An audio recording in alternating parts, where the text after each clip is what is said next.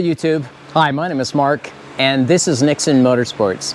Hey, this channel is all about motorsports, from racing to exotic cars and even simulators. Okay, so today's video, we're going to put a setup on the race car. I'm going to bring you along and show you the steps that it takes to put a setup on the car. But I'm going to stop and talk about how I determine what setup I want to put on the car and how I track and how I organize that. So I think you'll like this. Let's get into it. Come on. All right, so let me talk about setup information, how you should organize it, and why you should, right? Let's start with the why. Look, it's very important to track and log what setup you put on your race car, all right? There are so many parameters, it's physically impossible, at least for me, to be able to remember, recall, and determine what worked previously as a baseline or your best setup or whatever that may be. And it's extremely important. So if you think about it, if you run on the same track over and over and you never race anywhere else, you know, maybe that's a little different, but even there, you're gonna have different conditions, right? Weather, track surface, all sorts of things will change. There are so many parameters, it's amazing. So I log, as an example, about 230 static parameters just on the race car. Now, I'm not talking about logging data, I'm talking about data that I track for setup on the race car itself. It's crazy. And with over 130 or so logging channels of real-time data, if you get my point, it's extremely difficult. Now, I think back when I used to race karts years ago, even then, the data to keep track of it, look, I started on just Notepad and trying to keep, you know, some type of paper log and such to kind of keep track of everything, which I'm sure, you know, many of you have done or possibly still do.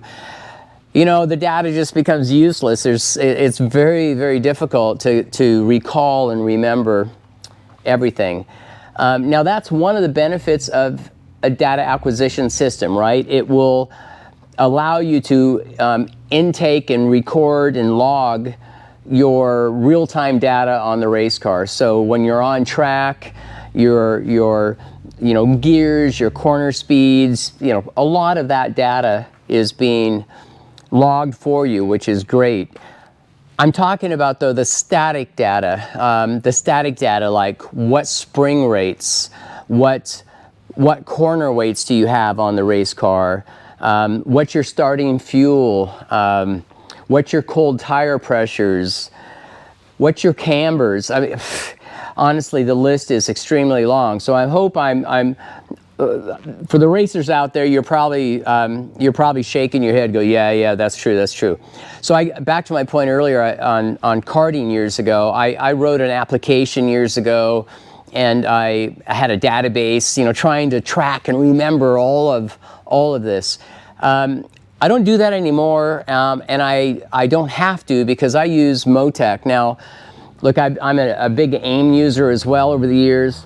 One of the things that I love about the Motec system, and this is not a plug for Motec, even though, you know, we support Motec, their analysis software is very good, number one, but the secondary piece that I find extremely useful, and I'm sure other data ac systems do this as well, but the analysis software actually intakes setup data from a spreadsheet directly into your analysis software.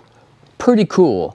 And so in your analysis software, as you're looking at different sessions, different runs, you are able to see exactly what you had. For an example, you know, front flaps, front wing angle, you know, all of those types of things right embedded within your analysis software, which is very cool. But let me show you how I track and how I log my static data on the race car and the setup. And we'll get into the setup on the race car here in a minute. I just wanted to start this conversation with the magnitude of data, which is pretty intense, right? So let me pan over here. Now this is a computer screen. Sorry, it's a little busy. I'm not sure how much of this you can see, but let me roll over here. I'm not sure if you can see my mouse or not, but if I highlight this bottom row down here, see if you can see that. Basically, these are all the different sessions that I've been running since I converted to Motec. And if I scroll this thing over here to the right, I can just keep going and going and going and going and going and going and going. This is everything that I track for the race car. So it's over 230 different cells, which is far too much for any person to remember. So everything that I need is recorded here. So corner weights, gearing, even weather, track surface, ambient temp, moisture, humidity, all of that kind of stuff, on and on and on. That is then used by the analysis software as well. So two parts, right? So I use this spreadsheet to determine what I want to start with as a new setup on the race car, okay? However, when I'm in the analysis software, let me go down here, open up Motec as an example.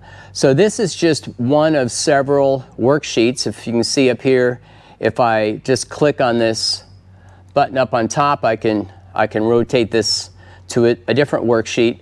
But let me just use this one as an example. So this is a downforce overview worksheet. It's got live channel data. It's got some various different plots over here. But on this side of the worksheet, I have some static data. So this is showing front wing angle, front flaps, blah, blah, blah, right? So you can see all sorts of different things here that are pulled from the spreadsheet directly in the analysis software. Does that make sense? I find it really useful. I just wanted to share this. It's very important that you as a racer, you create some level of system, right, as far as how you track, how you log your data, for the purpose of understanding what worked in the past, to be able to back into a proper race setup when you come back to a track, let's say a year later, whatever that may be. I find it extremely important and extremely valuable, okay? All right, so long conversation. Sorry about dragging on that topic, but I think it's really important. So from there, I'm now preparing, I'm looking through my spreadsheet, I'm deciding what setup I'm going to put on the race car for my next test session here in the next couple weeks. That's the process I do and how I arrive at, whether it be springs or gearing or, ride heights, on and on and on, okay? So I'm starting to assemble some of my parts that I'm going to be using. I have my springs kind of out and ready. Now I will start to take the bodywork off and start to do some of the actual setup, applying some of the setup pieces here before we put the car on the scales, right? So, and you've seen this before in previous videos. So here's a platform. It's used to, it's a level platform, and it's a platform that you use to put the setup on your race car.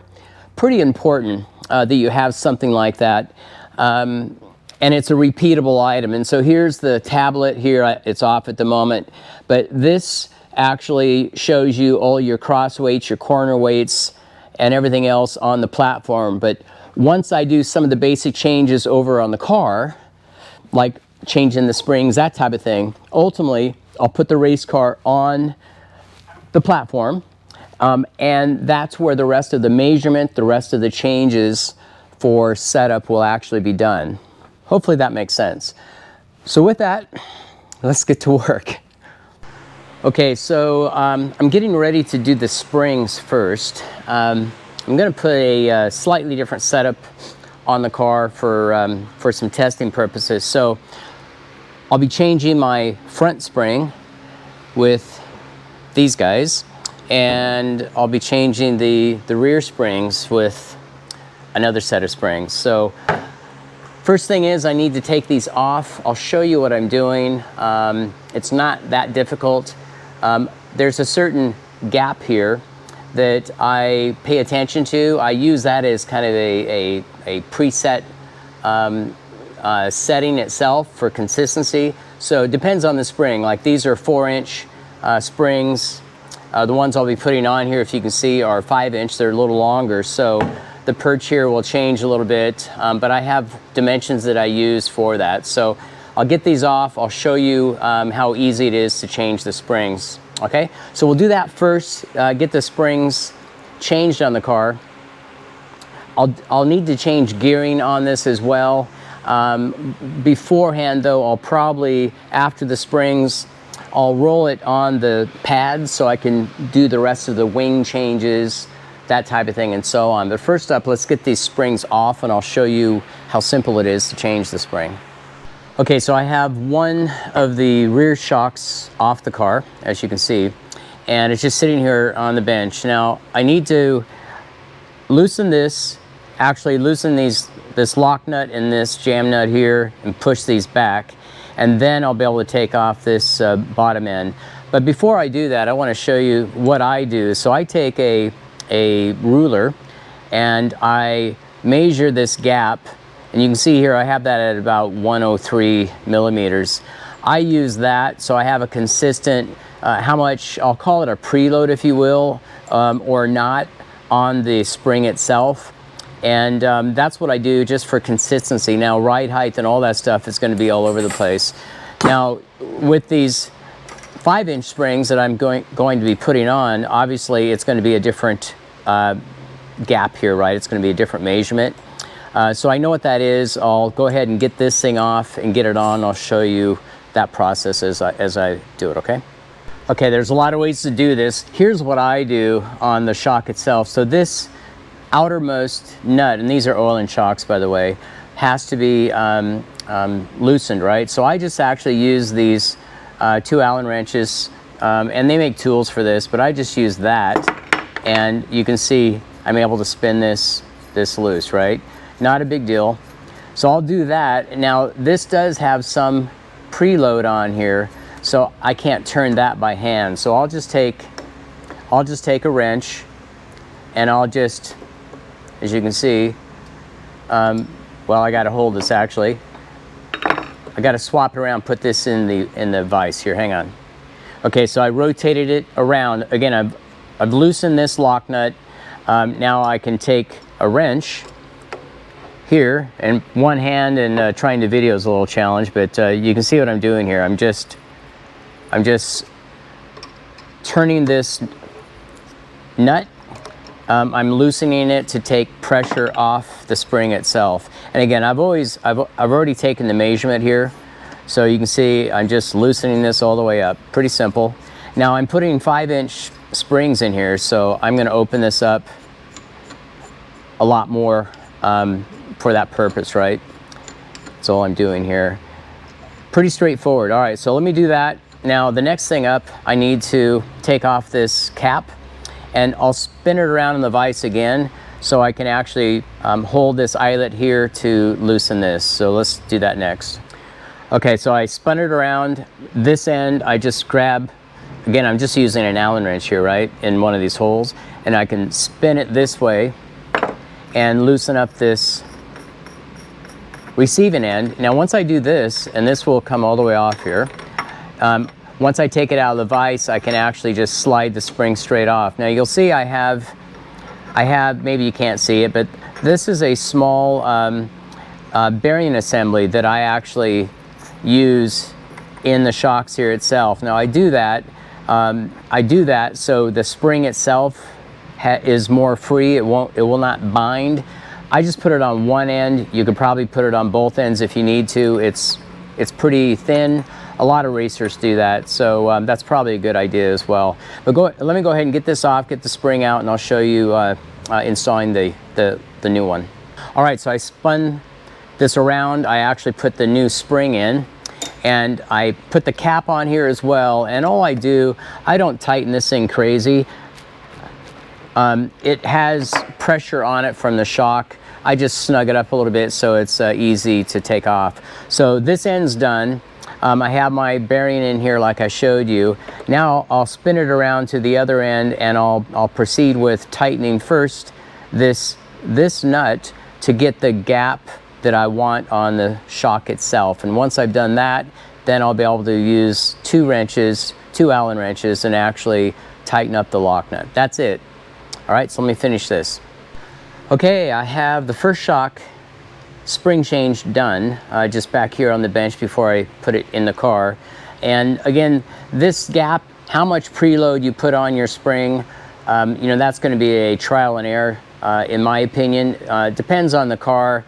I actually have my rear spring a little loose, actually, so it's able to be a little freer actually than the front.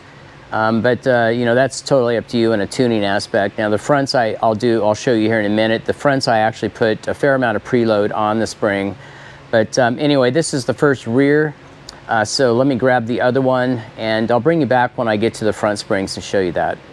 All right, so I have the first front shock on the bench here, and I just loosened up the lock nut here, and I wanted to point this out. You can't tell by looking at it, but the gap on this is relatively compressed. There's a fair amount of, I'll call it just preload, on this spring itself. And I do that for the fronts. I just like the feel of the car when I do that. So no big deal. Let me pull this nut off, and I'll talk to you about how much preload I used here just for grins, okay? Hang on. Okay, so I just loosened this up. I have about 10 millimeters of compressed, I just call it preload. Terminology might be wrong, but I put about 10 millimeters of reduced gap on the front springs. It was just trial and error over time. I like the feel, what it does for the front. So I'm going to do that with the new springs that I'm putting on the front here. Now these are 5-inch springs. They are a heavier weight spring, so I'll make somewhat of a reference, I'll call it assumption of what the gap should be, and just set both the same. Okay, just wanted to show you that. All right, so the springs are on the car. I want to get it ready to get it down on the ground on the scales. What I'm doing here first, I'm actually draining the fuel out of the fuel tank. I always do this so I have a starting position. I know how much fuel I have in the car. Now I have a quick release connection in there, if you can see that. And it looks like fuel is done. Oh, not quite, almost. I go until no fuel comes out again, and it's about done. There we go, see it? Let me turn this off really quick. So I use a PDM in this race car, and I know there's several out there. I use Motec, which is great.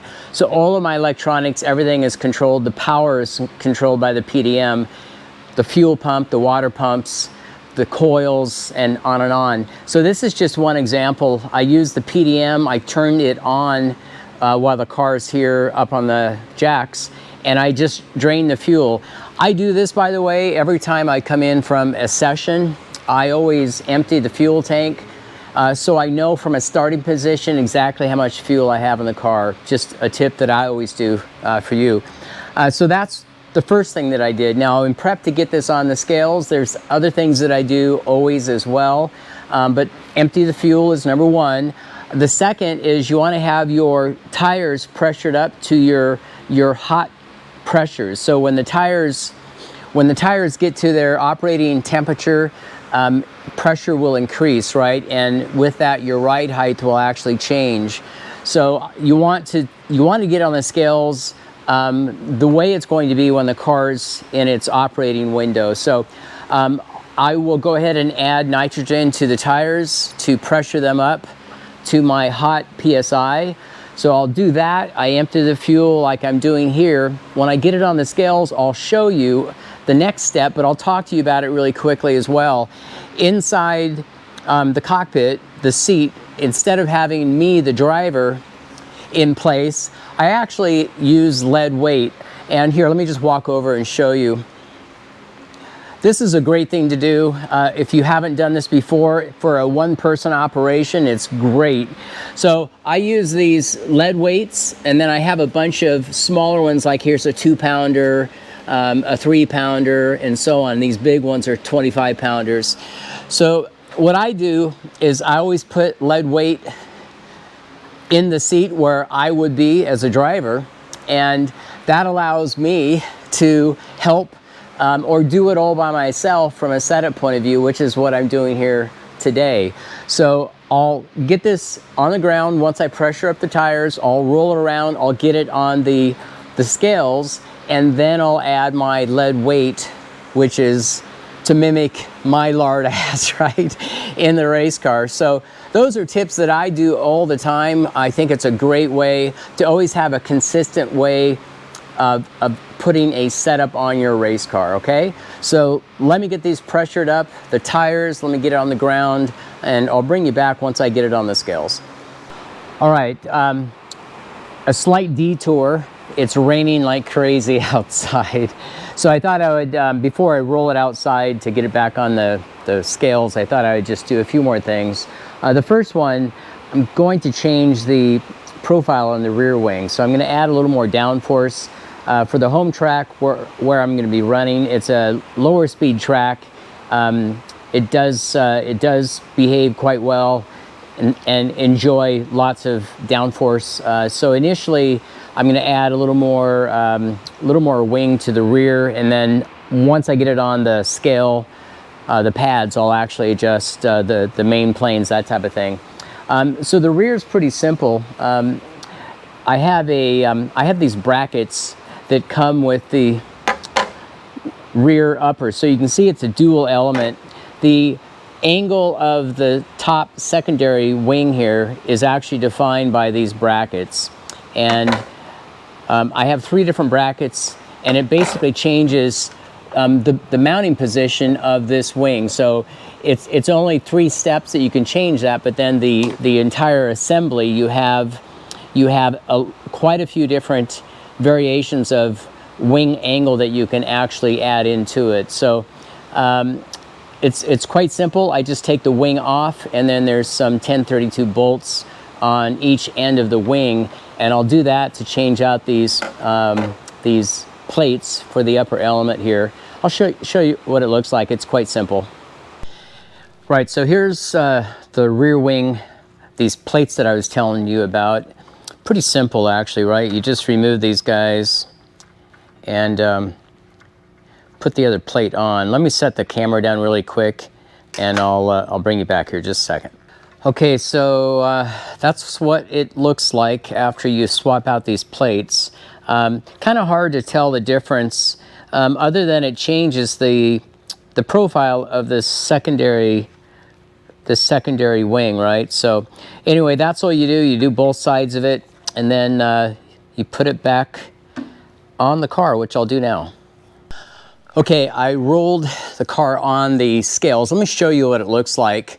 Not a big deal at this point. It's just sitting on the level platform. I just call it the scales, right? So each of these corners of the race car, these are physical scales themselves that you can zero and everything else.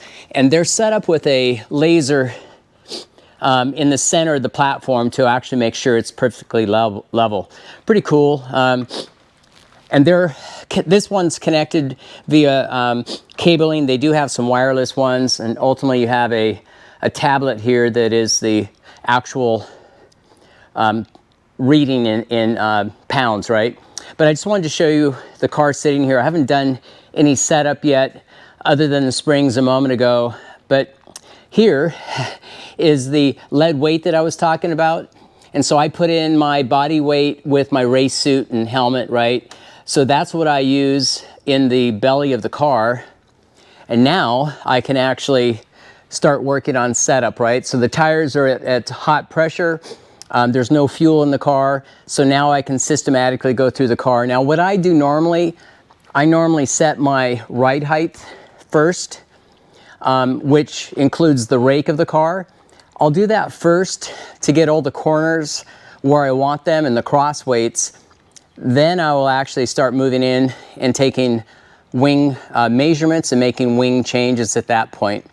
So with that, let me start with ride height, and I'll show you how I do that, okay?